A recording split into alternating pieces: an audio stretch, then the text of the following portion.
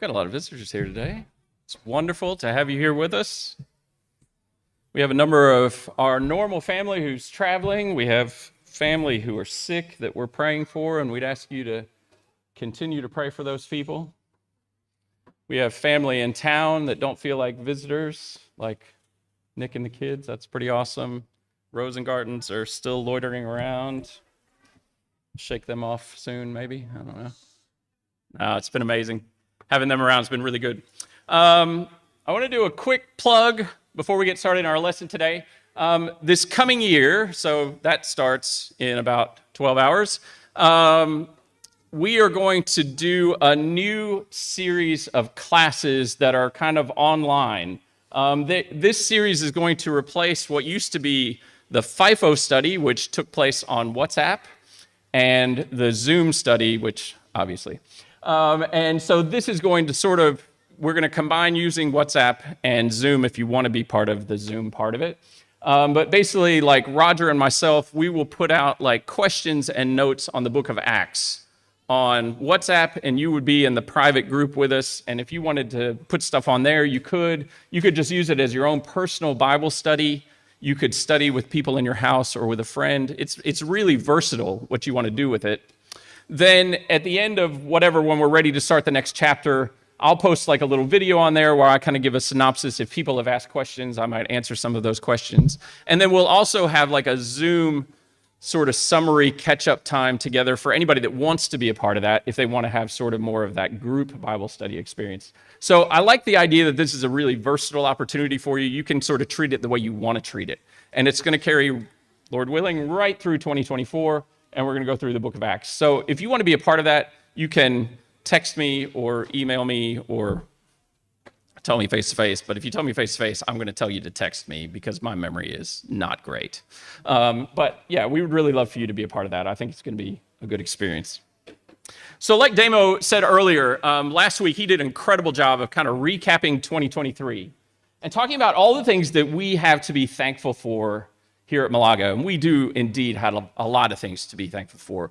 We have been blessed with a consistent, hardworking leadership at this congregation, and this past year we were able to add to that with 2 new deacons and a new shepherd stepping up. We've had a number of baptisms in the last year. We've had a number of new families move here in the last year who have really contributed to the work that we're doing here. A lot of things to be thankful for and to be excited about. I want us to kind of think not necessarily totally about the future, but this is a time of year where people think about the future, right? Like, for some reason, this time of year, everybody gets excited about this word resolution. I don't know if you've ever heard anybody talk about New Year's resolutions. I'm just going to be on record at the beginning. I hope I don't hurt anybody's feelings. I think New Year's resolutions are stupid. I feel like there's something that everybody gets jazzed about, and they're like, hey, what's your New Year's resolution? And, well, what's your New Year's resolution? And then, like, by January, the end of January, everybody's forgotten them. I think there's a better way to think about this. So what I want us to talk about today is based on the volunteer work I've done over the last 4 or 5 years at a drug and alcohol place where I'm trying to help guys rebuild their lives, or a lot of the guys just build their life for the first time. And sort of talk about how are you going to make decisions going forward that are going to lead you to better places than where you were before. And so we talked about this idea of core values, that you have to develop within yourself, what are the things I want to build my life around? And then that will inform the decisions that you make every day, the big decisions that you might make as you map out your year, the big goals that you set for yourself, but also the little goals and the little decisions that you make. And it's been really fascinating as I worked with these guys, and I mean, I've worked with guys, the oldest guy that I worked with was 82, the youngest guy I worked with was 18, and everything in between. And most of these guys, when they came to me as they approached graduation, they said to me, this conversation was one of the most valuable conversations to them in their work. Now, the bad news is, I think this works way better as a conversation than it does as a talk. The good news is, I love conversations. So Tim, you want to talk to me about this later? Man, let's get a cup of coffee and talk. All you got to do is come find me. I will sit down and talk with you about this if you want to talk, because I do think there's a lot of value in this. And more than just me personally thinking that there's a lot of value in this, I think this is how Jesus and the New Testament approaches our developing as human beings. When we look at the Old Testament, what do we see? Man, you like start in Genesis and you're like, man, this is an amazing story. Like every page, like something crazy is happening. This is like a novel. I am blown away. And then you get to like the middle of Exodus and you're just like, oh man, it's do this and don't do this and make sure you don't do this, but do this and this and this and this and don't do this and don't do this. And that goes right through Leviticus. And then you get a break with a couple of stories in Numbers, but then there's more of that. And then Deuteronomy, like Deuteronomy, literally the word Deuteronomy means second telling, where Moses just tells them all that stuff all over again. It's just a bunch of rules. And I don't want to spoil the Old Testament for you, but it doesn't work.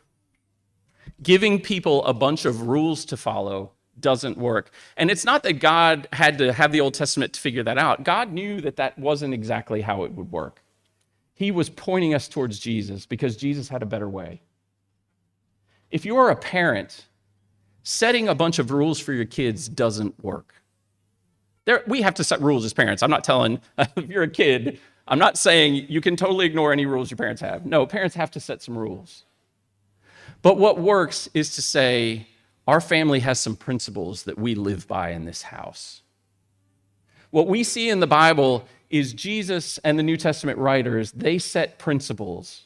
And yes, there are some rules founded on those principles, but they say these are the things that we want you to live by.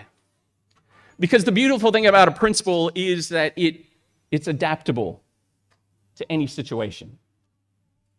Whereas a rule is hard and rigid and doesn't adapt, right? So that's what I want us to think about. I want us to think about these principles or these core values. And that's what Jesus is talking to this lawyer about in Luke chapter 10. So let's go back there to Luke chapter 10 and verse 25 that Damien read for us earlier. In verse 25, it says, "Behold, a lawyer stood up to put him to the test, saying, 'Teacher, what should I do to inherit eternal life?' And Jesus said to him, 'What is written in the law? How do you read it?'" Now, Jesus isn't saying, please quote the entire second half of the book of Exodus and Leviticus and some of Numbers to me. That's not what Jesus is asking him. He's asking him to sort of say, what do you think the law is all about? And this guy summarizes it with two statements, right? Verse 27, "You shall love the Lord your God with all of your heart and all of your soul and all of your strength and all of your mind, and love your neighbor as yourself." And Jesus said to him, "You have answered correctly. Do this and you will live." Now, I think there's a real big emphasis there with Jesus on the word do. It's not about knowing the right answer. It's about actually doing the right answer. But Jesus says these two principles, these two core values, are something that you can build a life around. And certainly through the rest of the New Testament, these two things are put before us over and over again. Braden did a great job leading our singing this morning. And in the songs that he chose, he was centering our thoughts on praising God and focusing on our relationship with God and focusing on the way we interact with each other and how we should love each other. So, even when we think about just these two principles, and there can be other values that we set for ourselves, but I think this is a great place for Christians to start when they think about this idea of core values. Even with these two, they play out differently in different people's lives, right? Like the way that I live my life and the way Pete Coleman has lived his life is not exactly the same. And when we look in the Bible, we see the same thing. Like if you think about Priscilla, it's weird to hear her name by herself because it's always Aquila and Priscilla. You never hear his name by himself either. It's just this husband and wife team in the book of Acts that they are traveling around across what we call Turkey and Greece and Italy. And they're living in different places. And they're encouraging and building up churches. And they're teaching people about Jesus. And one of the last things we hear about them is that they're living in the city of Rome. And one of the churches in Rome is meeting in their home. So Priscilla is a woman who is on the move and active. and constantly doing different things everywhere that she goes. And we read about a different woman in Acts 9 named Tabitha. Tabitha is a woman who lived in one place, and she devoted her life to caring for the poor, to caring for the people that the rest of the world didn't really pay any attention to, older widows. And she made clothes for them, and she gave them food and money and provided for them. And when she died, Peter was there, and all of these poor older ladies came to Peter and said, look at all that she's been doing for our community. Now, which one of these two women was serving Jesus? Right? Both of them. In fact, when you think about it, you can see Jesus in both of their lives. But they lived two very different lives. We think about Mary, the mother of Jesus. We don't actually know a lot about Mary. We know that she had a tremendous amount of faith. We know that she was Jesus' mother. We know that she had other children. We know a lot about one of her other children. His name was James. So the main thing we know about Mary is that she was a mother. Now, she was much more than that, I'm sure, but that's the main thing that we know about her. But we think about her son, James. He was an elder in the church at Jerusalem. He stayed in Jerusalem his entire life, as far as we can tell, as far as like where he lived. And he was really, really important to the church there. One of the people that lived around the same time of him was the Apostle Paul. Paul, as far as we can tell from the moment he became a Christian, he never lived any one place longer than 3 years. Was one of them doing it wrong? No. The way we live our lives is sort of custom made to us because we're each different. And that's why the way God wants us to live, by following these principles or these core values, that's why it works. Because if it only worked for one type of person, it wouldn't work very well, would it? But we're all different. And so we can apply these core values to our lives and then think about, how are they going to play out in my life? What is my life going to look like when I love God with everything that I am and I love other people more than I love myself? What is that going to look like for me? I want you to spend some time thinking about that this week. And I want you to think about the idea that these core values are not the same thing as goals. These core values will inform our goals. They're not the same thing as goals. That's easy for us to get that confused. So maybe you say to yourself, I want to be an encourager. I want to be a person that other people feel better about themselves when they walk away from me than they did before. Like the first 26 years of my life, people felt worse about themselves when they walked away from me than before they were around me. I was a mean person. There's a lot of other really bad words that I'm not going to say in front of a big crowd. That was the type of person that I was. So I've tried to work on, since then, being a person that makes people feel better about themselves, right? So that could be a core value, that I want to be an encourager. So maybe a goal would be to say, like, today, before I go to sleep tonight, I want to send like 5 texts to people that I care about, let them know how much they mean to me. Like, that's a goal based on a core value, right? Now, you may be saying to yourself, man, Ed, this sounds like really, really good, but, I don't know if I have any core values. Well, again, if you're a Christian, Jesus kind of gives us a natural starting place. But it's okay if you don't feel like you have any of these things clear in your mind yet. That's kind of the point of us talking about this, is for you to take some time to begin to clarify these things in your mind. Because the clearer they are in your mind, the more impact they will have on your life. You see, that's what we see in our world every day, is we have a lot of people that feel like their life is aimless. They feel like they're just going around in circles, that they're not really making any progress on anything, and that they're just kind of drifting along. And it's like they sort of drift along for a whole year, and then New Year's Day comes, and they're like, dude, I just drifted through 2023. You know what, man, I'm going to get it all together for 2024. I'm going to do this, and I'm going to do this, and I'm going to do this. That's where we get New Year's resolutions from. Guess how effective they are, right? Because the reality is, for most of us, we make most of our decisions based on emotions, based on like how I'm feeling in the moment, what's going on, like circumstance and stuff like that, what's going on in the moment. And if that's how I'm making my decisions, I am going to go like this through life. I'm just going to go round and round and round, because nobody feels the same emotion all the time. So when I'm feeling good, I'm going to make these kind of decisions. Then I'm going to feel, I'm okay, and then I'm not so good, and I'm going to start all over again, right? But when we have like guiding principles, we have these core values in our life, then we can begin to make progress towards something. Like, it's the difference, like, financially between just sort of drifting along and just spending my money wherever I feel like spending it, and saying, like, I'm saving towards whatever. Now you have, like, something you're aiming towards. So every time you make a decision, you're like, oh, no, I'll just have a coffee at home because I'm saving towards this. And suddenly you actually start to make some progress, right? Now, the reality is, I want to be really, really clear with everybody. If you don't believe me, you can talk to my wife afterwards. Nobody is perfect, including me. I make plenty of decisions out of emotion. I make plenty of decisions based on the circumstance of the moment.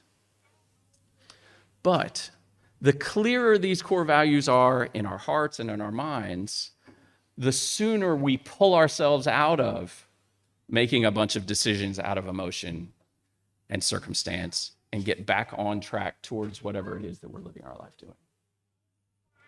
If we don't have anything that's guiding us, then we get caught into this negative spiral, and there's nothing to pull us out of it. If we do have something that's guiding us, then we still are going to get in a negative spiral from time to time, but we have something that can help pull us out of it, right?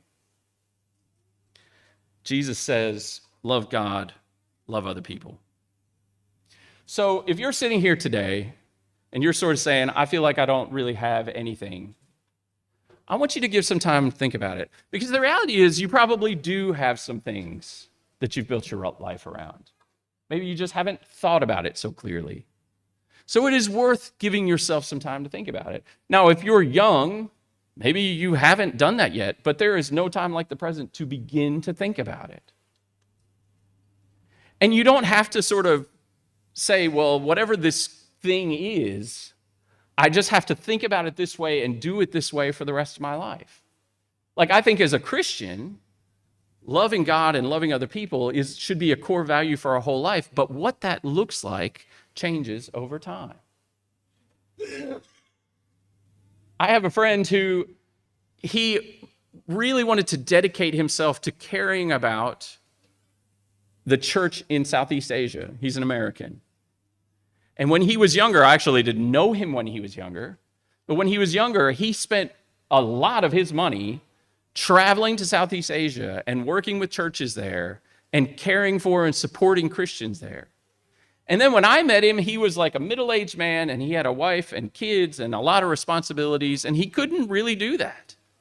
But he was constantly like sharing with the congregation stuff that was happening in Southeast Asia. And he was like emailing and talking to people there and calling people on the phone and talking to them and encouraging them and writing stuff to them and everything. And when he got a little bit older, his kids moved out of the house because, kids are the worst. And he was free to start traveling over there again. So this thing that was like a core thing about his life, it always was. But what it looked like changed. Week in and week out, year in and year out, what it looked like changed for him. And that's okay. So, I want you to be thinking about this. If you're part of a family, what are the core values for your family? One of the things that when Melaine and I got together, like one of the things that's been core for our family, I would never have thought about on my own. To be honest, I would have never honestly really cared about it on my own. But it has become one of the central pillars of our family, that we want our home to be a place that is safe. We want our home to be a place where people feel like they can come and they can just be. They can hang out with us. Our kids, as they get older, their friends can come over. They don't feel like they're not wanted. They can be there if they want to be there. People can just come over and be at our house. That's never been something that was super important to me. But as Melaine and I have been together, I see the value in it. And I'm hoping that that's something that our kids see the value in as they get older. Spoiler alert for parents with young kids. Teens have very clear ideas on how they want to spend their time. I'm just letting you know that's coming. But we still say to our teenagers, this is what our family does. You got to clean up around now. You got to help clean up around the house because people are coming over. Because this is what our family does. We have people over, right? You don't have to do that. I'm not putting any pressure on anybody else here to do that. I'm just giving you an example. Each of us has to find, this is who I am and this is what I'm going to be. As a family, this is who we are and what we're going to be. As a church, what are our core values? I'll pull the veil back for a second and let you know this is something that our elders spend time thinking about and talking to each other about. Again, the Bible gives us some pretty clear instruction that churches are to focus on caring for each other within the church, putting the focus on God and teaching people about God, reaching out into the community, caring for people in the community, teaching people in the community about Jesus. But again, part of what we're tasked with and what we have to think about in our local congregation is, what does that look like here? So it's worth all of us as members to say, what does that look like for us? And what part do I play in that? If you're a Christian today, I just want to humbly ask you to spend a little bit of time. If you're going away in January for a holiday, have a wonderful holiday. I'm a little bit jealous, but that's fine. Have a great holiday. Spend a little bit of time just thinking about, what do I want my life to be about? What do I want to be spending my time and my energy mentally, emotionally, physically? What do I want to be spending my life doing? And then you can start making choices that line up with that. And you're not going to be perfect at it. None of us are. But you can start going in that direction. If you're not a Christian today, I have to ask you the question, what is guiding you? On what basis are you making your choices day in and day out? Do you have purpose and meaning in your life? I'm not saying that it's totally impossible for a person to feel like a sense of accomplishment or any sense of purpose apart from Jesus. But I am saying that the vast majority of the things that our society and our world focuses on are pretty meaningless. And if you haven't figured that out yet, I got another spoiler for you. It's coming. A lot of the things that I spent a huge part of my time doing when I was younger, I came to realize that they were very empty.